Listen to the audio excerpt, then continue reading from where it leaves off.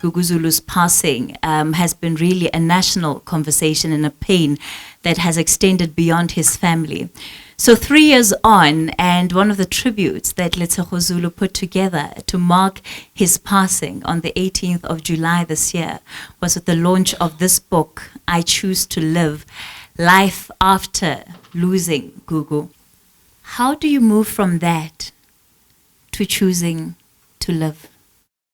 I started with the part of the story that we all know in terms of, we know the ending of it. And I felt I wanted to take everyone on a journey with me.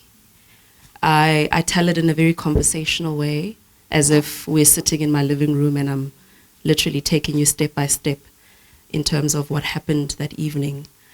And I shared it so intimately and so vividly, purely because I feel that stories of loss are often kept behind closed doors. We don't share these stories.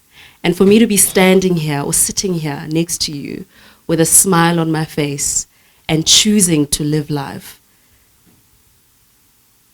part of the reason is the fact that I've had other women who have also loved and lost and shared their stories. And their stories gave me strength to be able to be sitting here next to you today. I'll forever cherish the memories of Gugu Zulu, and in his honor, I'll climb the mountain 2 more times next year. And in those two times, we share something in common now with the Zulu family, in the sense that the day that Madiba was born is the day Gugu passed. So as a result, their legacies are tied together forever, and we have no choice but to always honor Gugu. Up until that very moment when the doctors called me and said, we did everything we could. And now I had to go out and tell Letshego, I couldn't.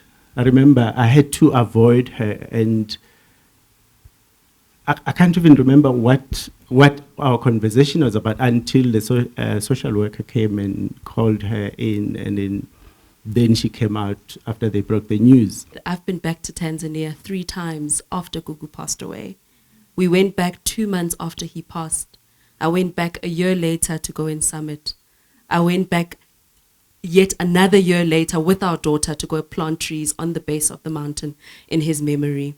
So the mountain is not a killer. When it is your time, it is your time. Thank you all for being part of tonight's conversation. And we'll wrap it up there. Good evening.